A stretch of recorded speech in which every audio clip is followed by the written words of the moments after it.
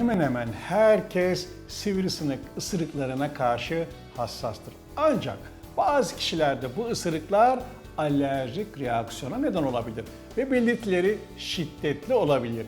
Sivrisinek alerjisinden korunmak için sivrisinek kovucular kullanılması ve bazı önlemler alınması faydalı olabilir. Sizler için sivrisinek alerjilerini ve tedavisini detaylı bir şekilde anlatmaya çalışacağım.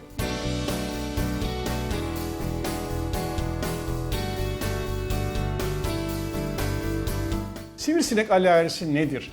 Çoğu ısırık sivrisineklerin en aktif olduğu alacakaranlıkta veya şafakta meydana gelir. Erkek sivrisinekler sadece nektar ve su ile beslenirken dişi sivrisinekler kanla beslenir ve ısırıklardan sorumlu olanlar dişi sivrisineklerdir. Dişi sivrisineklerin yumurta üretmeleri için kana ihtiyacı vardır. Çünkü sivrisinek yumurtalarını olgunlaştırabilmek için demire ihtiyaç duyarlar. Sivrisinek beslenirken cildinizi tükürük enjekte eder, vücudunuza salyaya tepki verir. Bu da şişlik ve kaşıntıya neden olur. Sivrisinekler enfekte insanları ve hayvanları ısırdıklarından virüsler ve parazitler gibi mikroplarla enfekte olurlar. Sivrisineklerin tükürüğünde alerjik olan çok sayıda protein vardır. Sivrisinek ısırdığında salgılarındaki maddeler kanın pıhtılaşmasını engelleyici maddeler salar. Ayrıca kaşıntıya neden olabilen bazı hücrelerden kaşıntı yapan histamin dediğimiz maddeler salınmasına neden olur. Bağışıklık sisteminin sivrisinek salgılarındaki maddelere bazen daha şiddetli cevap vermesiyle alerjik reaksiyonlar ortaya çıkar. Sivrisinek tarafından sokulduğunda bağışıklık sisteminin şiddetli bir yanıt vermesine alerji denir. Sivrisinek alerjisi Secretor sendromu olarak da adlandırılmaktadır. Peki sivrisinek alerjisinin belirtileri neler? Isırılan bölgede 2-10 mm büyüklüğünde kızarık şişlikler oluşur. Bazı kişiler ısırıklardan kısa süre sonra 2 santimden büyük reaksiyonlar oluşturabilir. Oluşan reaksiyonların üstü bir süre sonra su toplayabilir. Bazı kişilerde bu büyük reaksiyonlarla birlikte ateş olabilir. Bu çocuklar başka bir hastalığı olmayan sağlıklı çocuklardır. Büyük reaksiyonlar genellikle 3-10 gün içinde iyileşir. Bazı çocuklarda nadiren ürtiker dediğimiz kurdeşen hastalığı, serum hastalığı ve alerjik şok gibi sistemik alerjik reaksiyonlar gelişebilir. Peki sivrisinek kimlerde daha çok ısırıyor?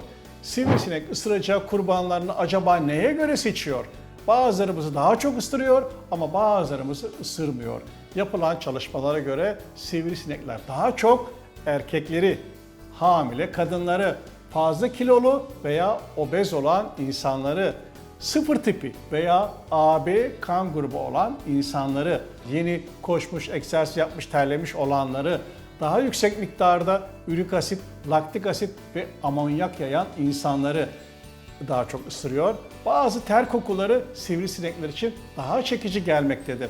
Yani kişiden kişiye göre seçim yapmaktadır. Bazılarımızı çok ısırabiliyor, bazılarımızı ısırmayabiliyor. Özellikle çok terleyenleri, egzaması olanları daha çok ısırıyor.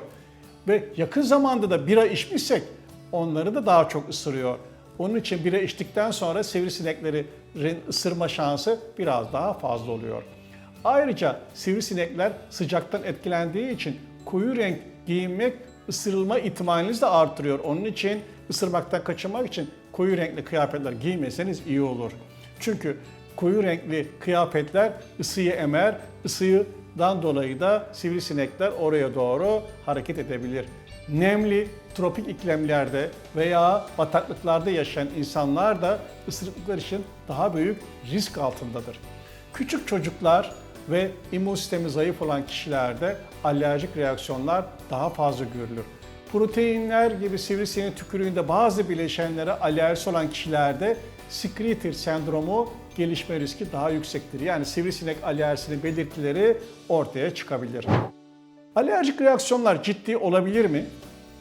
Önemli ölçüde daha büyük sivrisinek ısırıkları şiddetli bir alerjik reaksiyon belirtilerinden biri olabilir. Bu belirtiler geniş kaşıntı alanları ve ısırık bölgesindeki yakınında morluklar ve lenf sisteminin iltihabı, ısırık ve çevresinde kurdeşen, alerjik şok gibi, nefes sıkışması, hırıltı gibi belirtiler hayat tehdit eden bir durum nadir de olsa görülme ihtimali vardır. Ama bunlar genelde alerjik şok belirtileri sivrisinek ısırıklarında çok nadir ortaya çıkan bir durumdur. Bazen de ateş, şiddetli baş ağrısı, mide bulantısı, kusma, döküntü gibi belirtilerle de kendini gösterebilmektedir. Bazen de vücudunuz bir tarafında kas zayıflığı gibi nörolojik problemler de ortaya çıkabilmektedir. Çünkü virüsler bazı mikropları da size bulaştırmış olabilir.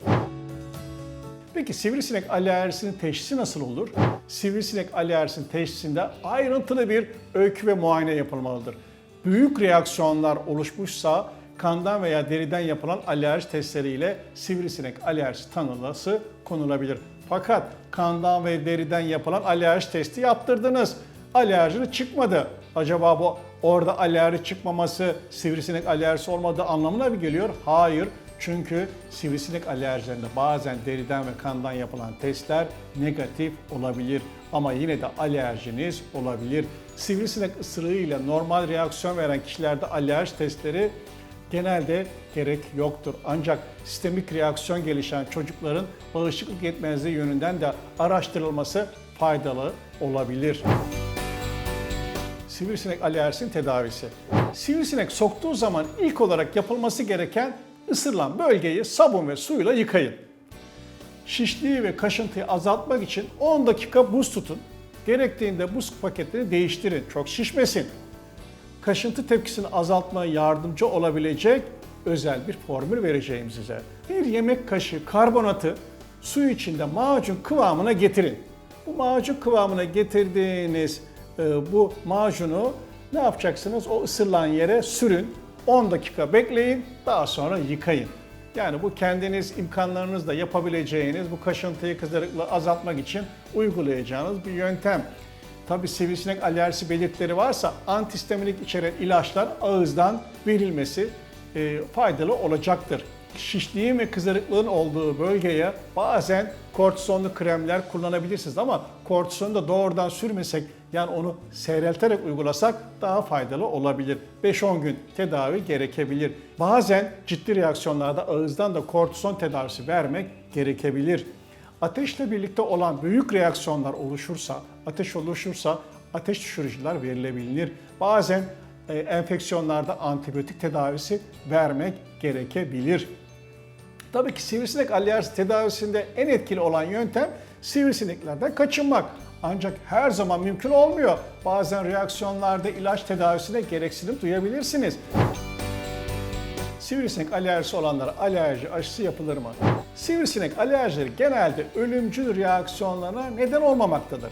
Sivrisinek ısırıklarına karşı reaksiyon yaşın büyümesi ve sivrisinek ısırmasının tekrarlaması ile reaksiyon şiddeti de azalmaktadır. Bu nedenle de sivrisinek alerjisine karşı alerji aşısı nadiren gerekmektedir. Peki sivrisinek ısırmaları ne gibi sorunlara neden olabilir? Sivrisinek ısırıkları tedavi edilmezse ısırıkları kaşımaya bağlı olarak enfeksiyon oluşabilir.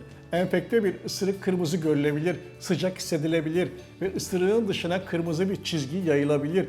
Belirtiler kötüleşirse bir doktora görünmenizde fayda vardır. Sivrisinek kaynaklı hastalıklar da bulaşabilir. Sivrisinek ısırıkları yoluyla mikroplar yayarlar. Özellikle batın nil ve denk kumbası gibi virüsler ve sıtma gibi parazitler sizi hasta edebilir. Bir sivrisinek enfekte olmuş bir kişiyi veya hayvanı ısırdığında bir virüs veya parazit ile enfekte olur. Enfekte sivrisinek mikropları ısırık yoluyla diğer insanlara veya hayvanlara yayabilir. Sivrisinek koronavirüs bulaşmasına neden olabilir mi?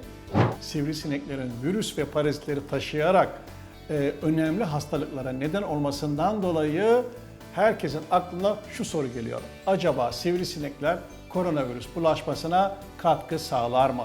Yapılan çalışmalarda sivrisineklerin koronavirüs bulaşmasına katkı sağlamadığı ve sivrisinek vücudunda yaşamadığı bildirilmiştir. Yani koronavirüs sivrisineğin vücudunda yaşamıyor. Onun için bir bakıma daha rahatız. Sivrisinek ısırmalarına karşı nasıl önlem alabiliriz? Cildin maruz kalmasını önlemek için uzun kollu bluzlar ve pantolon giyebilirsiniz. Sivrisinekleri çekecek parlak giysilerden uzak durabilirsiniz. Durgun su alanlarından uzak durmalısınız. Doktorunuzun kontrolünde sivrisinekleri uzak tutan ilaçlar kullanabilirsiniz. Güçlü parfümlerden kaçınabilirsiniz. Bunun dışında evinizde böcek kovucu ürünler kullanmayı deneyebilirsiniz. Bebeğinizin böceklere maruz kalabileceği alanlarda bebek taşıyıcıları veya bebek arabaları üzerine cibinlik kullanabilirsiniz. Pencerelere sineklik takabilirsiniz. Klima kullanmak faydalı olabilir. Sonuç olarak sivrisinek alerjisi nadir ancak alerjik reaksiyon acil tıbbi tedavi gerektirecek kadar ciddi olabilir. Özellikle alerjinizin teşhis edilmesi ve tedavi edilmesi gerekir.